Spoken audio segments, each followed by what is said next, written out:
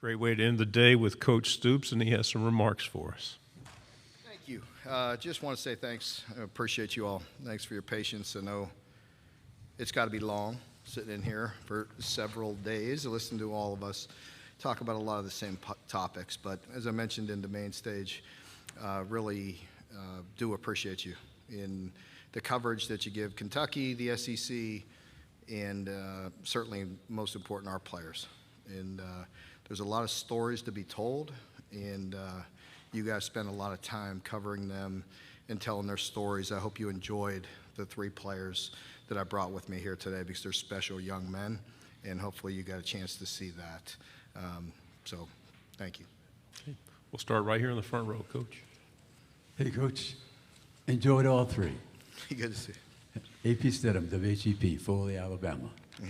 Say, Coach, I wanted to ask you about Will Levis and what he's meant to the program, and also what is the identity that you're seeking from your team this year? Yeah, Will has brought an awful lot. The talent kind of speaks for itself. He's a special football player, but his competitive nature, the way he approaches the game away from the field, the way he studies, the way he competes in the weight room, he leads by example, he leads vocally.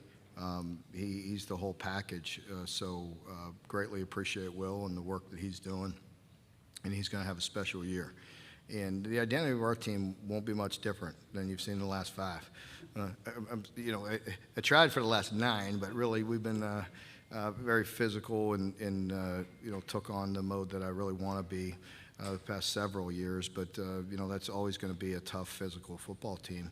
But we have to improve in areas where we're falling short. We improved last year. We're getting the ball down the field, creating explosive plays, changing up some things offensively, and want to continue to build on all the good things we've done, and then just continue to improve in the areas where we're falling short.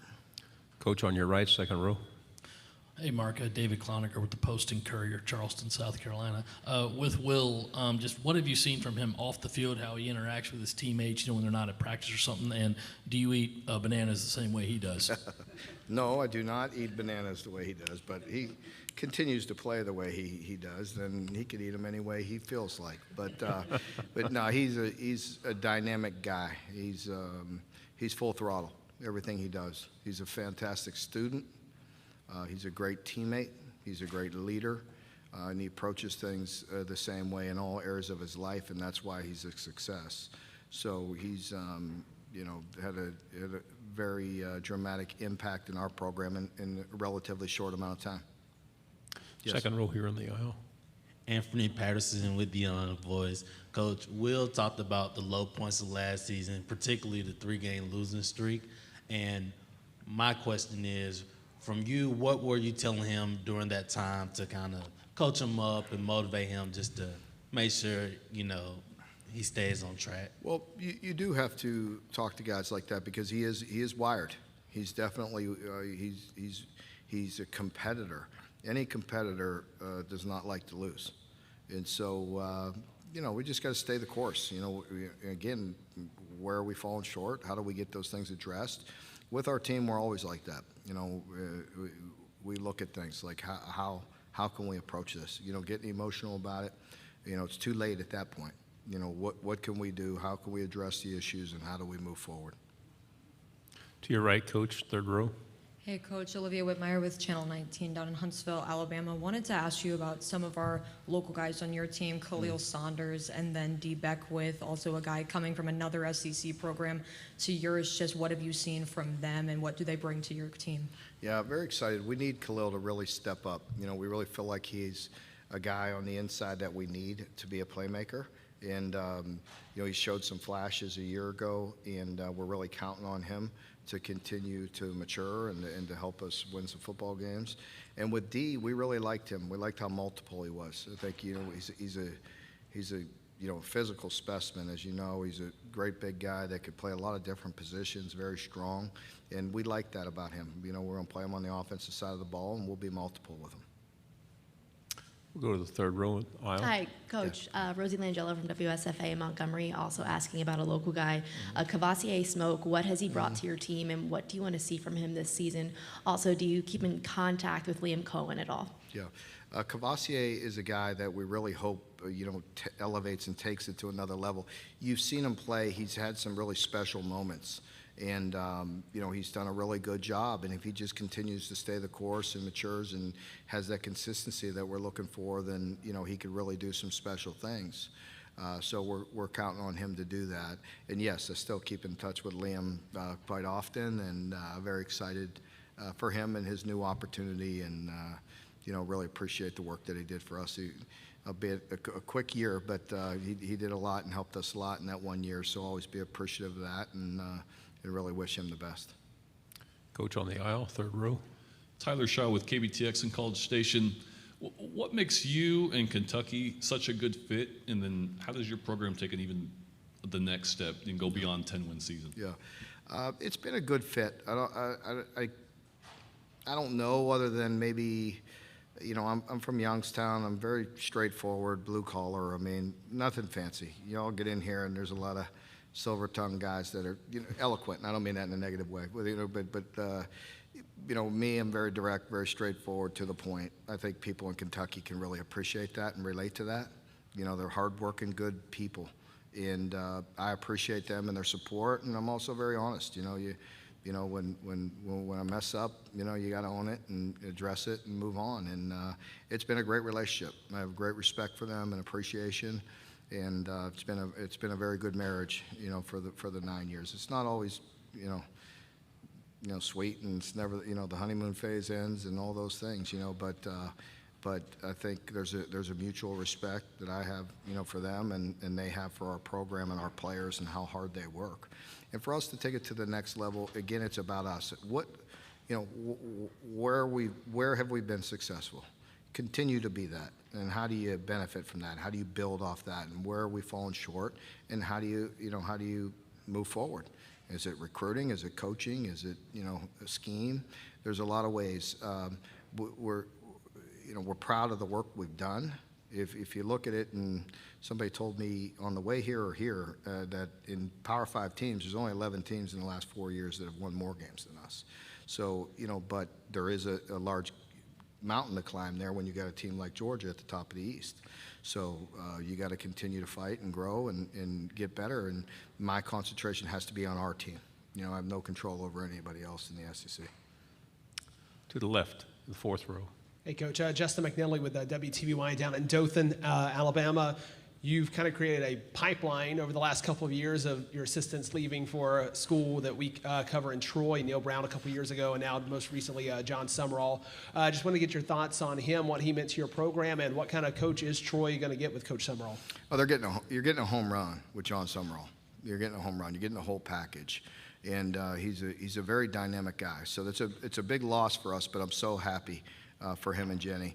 And I know he feels at home there, and he is from that area. And so for him to go back there, he's very excited about it. But we're going to miss his energy. He's a great recruiter, a great football coach. He was a big pitcher. He's the whole package. And Troy's going to benefit from that, because he's a high energy guy, and he's a relationship guy. The big thing is, in this day and age, I think people now understand, like, hey, you label you a player's coach or whatever, but bottom line is relating in relationships and being authentic, and that's John. And he's high energy, and he'll work at it. You have to invest. Bottom line, you invest. You invest yourself. You invest your time. It's just a commitment. They feel that, and John will do that. Coach, perception and reality are two different things. The reality is your program has turned a big corner. Is perception keeping up? Is perception heating up? Keeping up with reality. I think so. I mean, it is what it is. I can't, worry about that. I want to continue to win. I want expectations high. I want people to have respect for our players and our program, and know we're going to do things right, and we're going to play extremely hard. And I respect this game. I respect this league and the people we play, and it's fun competition. Front row. Coach, you mentioned some of the explosive plays you're trying to add to your repertoire more frequently. What about your wide receivers and your tight end this year? Yeah, really feel good at tight end. You know, you got Brendan Bates, you got Keaton Upshaw coming back. You know, and of course Isaiah Cummings, you know, had a big year a year ago, and so we feel really solid at that position. And then at the wide receiver position, as I mentioned, I feel like we have as good a talent as we've had. You know, you lose a big one in Wandell. I mean, he's a hard guy to replace. You got to replace him with multiple people. But I feel like overall, as a group, as a unit, we're talented. We're young in certain areas. We got DeMarcus on one side, who's experienced, but we have some guys that I'm excited to watch and see them develop. Two final questions. First on the third row, and then we'll go to the back. Coach Eric Crawford from Louisville, you talked about eloquent speakers and coaches. You just had a player up here, Kenneth Horthy, talk about coming back from heart surgery and John Schlarman being there and helping him. What does it mean to have a guy with that kind of life experience and talent to go along with it, but just with his perspective in your program? Yeah, Kenneth is really a special young man. He really is. He's got one of those dynamic personalities, you know, and really is a great leader for our team. You know, he was awarded the Comeback Player of the Year last year, and appreciate any and all coverage that you all gave to him at that time or voted for him or however that's works. But he deserves it. You know, he's been through a very difficult time in his life, has persevered through it, and has been very consistent for us. He's there. He's worked hard every day. He's bought in from day one, and, you know, he's impacting others now on our team. Final question, the back row to your left. Dan Peck, ESPN 1067 in Auburn. Tayshaun Manning joined the Wildcats during the offseason after playing many years for the Auburn Tigers offensive line.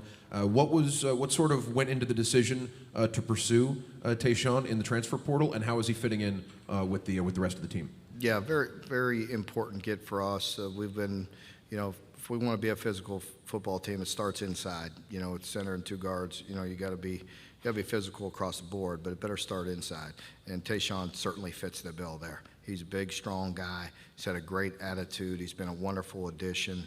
So he was a guy we needed.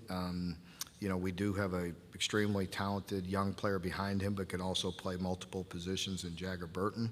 And, you know, but we're very excited about Tayshaun. Coach, thank you so much for your time, and Thank good you luck all. this season. Appreciate you.